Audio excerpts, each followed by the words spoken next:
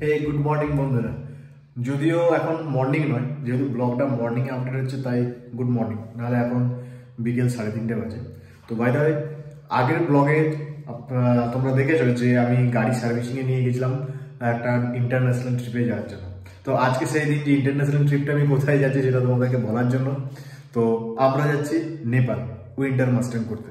Mustang বলতে মুক্তিনাথ যাওয়ার মানে প্রবল থেকে প্রবলতর ইচ্ছে আমাদের। বাকিটা ইচ্ছে থাকলে হয় না, ভাগ্য আর উপরওয়ালা যদি সে ডাকে, যদি যেতে চায় সে যে আমরা যাবো, তাহলে উইন্টার মাস্টাং আশা করি খুবই ডিফিকাল্ট হয়ে যাবে, কারণ রাস্তাতে আশা করছি বরফ আইসে ভর্তি আছে। আর আমাদের প্রিপারেশন একদম কমপ্লিট। আমরা জাস্ট আজই রাত 8টার সময় গাড়ি ছাড়বো। নাইট ড্রাইভটা বেছে নিচ্ছি কারণ জানি নাইট ড্রাইভ অনেক দিক থেকে সেফ, অনেক দিক থেকে সেফ নয়, কিন্তু তবুও আমরা রাত্রেবেলাতেই যাবো। আর এইবারে আমাদের সাথে আমি, রিঙ্কু, প্রীতম হিসেবে তো যাচ্ছি, তাছাড়া একজন নতুন বন্ধু আমাদের সাথে যোগ হয়েছে। সে তার গাড়ি নিয়ে যাবে ঝাড়গ্রাম থেকে, সন্দীপ সারঙ্গী। তো বন্ধুরা একদম টু মাচ এক্সাইটেড হয়েছি মানে যাওয়ার জন্য। অনেক দিন পর একটা লং ট্রিপে যাচ্ছি। মানে আমার হিসাব মতো সেই পুরীটা অতটা লং ট্রিপ নয়, সে দার্জিলিং গিয়েছিলাম, তারপরে এই প্রথম অলমোস্ট মানে 1 বছর পরে একটা লং ট্রিপে যাওয়ার জন্য, তাও নেপাল। অনেকটাই দূর, অনেকটাই ডিস্টেন্স যাওয়ার জন্য। সম্পূর্ণ আলাদা দেশ, আলাদা জায়গা, আলাদা কারেন্সি, সবকিছুই আলাদা। আগে আমি কখনো নেপাল যাইনি বা আমার কোনো এক্সপিরিয়েন্স নেই, সেই নিয়ে মানে একদম এক্সাইটেড, একদম ভরপুর, মানে এতটা অব্দি এক্সাইটেড। আর এইবারে নেপাল ট্রিপে থাকবে কিছু আরো নতুন অ্যাডভেঞ্চার করার চেষ্টা করব। যেমন ক্যাম্পিং করার প্ল্যান আছে আমাদের, তা ওই মাইনাস টেম্পারেচারে। দেখা যাক, তার জন্য মোটামুটি দেখতেই পাচ্ছ সমস্ত কিছু রেডি, প্রায় সবকিছুই রেডি। লাগের মধ্যে এই দুটো ব্যাগ হয়েছে, এই দুটো ব্যাগে মোটামুটি আমাদের জামা কাপড় সমস্ত কিছু ভর্তি। আর এইখানে সমস্ত কিছু টুকটাক মানে ম্যাগি বাগেরা, ড্রাই ফ্রুটস ওই কালো প্যাকেটটার মধ্যেও আছে, চিপস বাগেরা, বিস্কুট, চকলেট সমস্ত কিছু রেডি, মানে গাড়িতে টুকটাক খেতে যাওয়ার জন্য। আর এইবারে যে আমরা ক্যাম্পিং করতে চলেছি মুক্তিনাথে গিয়ে, সেই ক্যাম্পিং করার জন্য স্টোভ আর গ্যাস, যেটা আজকে অ্যামাজন থেকে আমি মানে ডেলিভারি দিয়েছে আমাকে। আমি আগে এটাকে আমি 3-4 দিন আমার সময় লাগলো আসতে। তাছাড়া এই একটা অক্সিজেন সিলিন্ডার, একটা না দুটো আছে, এই প্যাকেটের মধ্যে একটা আছে আর এইটা একটা, এই দুটো অক্সিজেন সিলিন্ডার আমি নিয়েছি, যেহেতু রিঙ্কুর শিশুতে প্রবলেম হয় ব্রিদিং এর, তার জন্য অক্সিজেন সিলিন্ডারটা এই পারপাস নিয়ে রেখেছি আর কি। জানি না কতটা কাজে লাগবে। ব্রেড টেড সবকিছুই রেডি আছে। গ্যাসের খাবার দাবারগুলো এই ব্যাগের মধ্যে ঢোকাবো ভেবেছি। আর এইখানে আছে গাড়ির টুকটাকি জিনিসপত্র, এতে যেমন গাড়ির সমস্ত টুকটাক স্পেয়ার পার্টসগুলো, যেগুলো মানে আমি নিজে করতে পারবো টুকটাক মতো, সেইগুলো আছে। এটা গাড়ির অরিজিনাল ডকুমেন্টস আছে, এখনো গাড়ির অরিজিনাল ডকুমেন্টস আমি মানে এখন জেরক্স করিনি, করবো। এটা একটা নোটবুক আছে, এই আর কি। তো বন্ধুরা তোমরা দেখতেই পাচ্ছ কতটা টু মাচ এক্সাইটেড হয়ে আছি। মানে 2-3 দিন ধরে তো আমার ঘুমিয়ে আসছে না চোখে। আজকে সারা রাত ড্রাইভ করবো, তাই ভেবেছিলাম যে দুপুরে একটু ঘুমাবো, কিসমতে নেই, কি করবো, ঘুমিয়ে আসছে না, তো কিছু করার নেই। এখন অনেক কিছু প্যাকিং বাকি আছে, প্যাকিংগুলো করবো।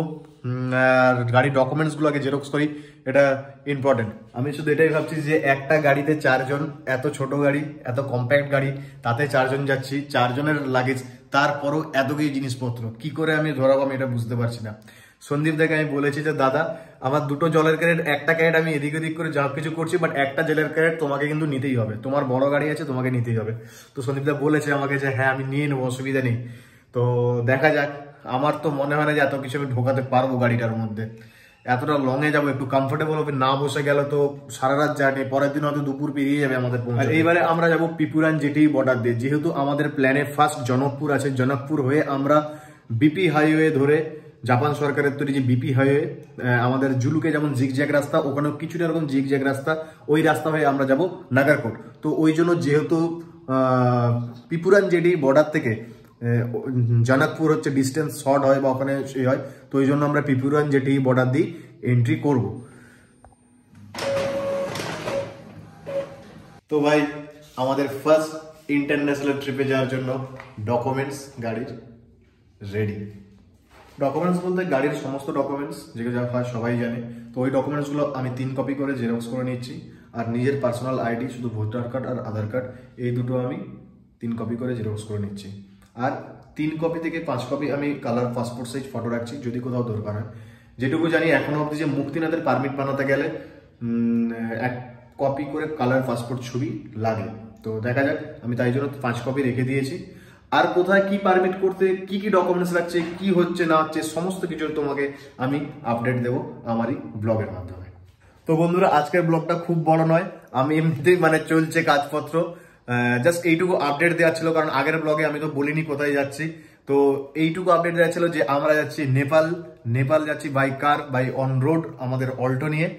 আর তো আজ হচ্ছে 18 ডিসেম্বর, আজ রাত 8টা থেকে 8:30-র মধ্যে আমরা মানে বেরোনোর পুরো প্ল্যান আছে, একটু লেট করা যাবে না, কারণ এখান থেকে পিপুরানজেটির বর্ডার অলমোস্ট 700 সামথিং কিলোমিটার দেখাচ্ছে, যেটা Google according to Google 16 hours.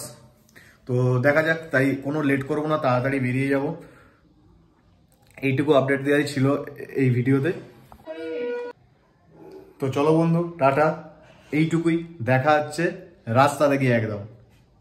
Good night, good bye. হ্যাঁ, আর যেহেতু লাইফে ফার্স্ট টাইম ইন্টারন্যাশনাল রাইড বলছি, ইন্টারন্যাশনাল ট্রিপে যাচ্ছি, তো তার জন্য প্লিজ তোমরা একটু প্রে করো ঠাকুরের কাছে যেন আমাদের এই ট্রিপটা একদম সাকসেসফুল হয়। আর তোমরাও যদি এখন অব্দি সাবস্ক্রাইব করে না থাকো, প্লিজ সাবস্ক্রাইব বাটনটা ক্লিক করো আর আমাদের ভিডিও কন্টিনিউ দেখতে থাকো।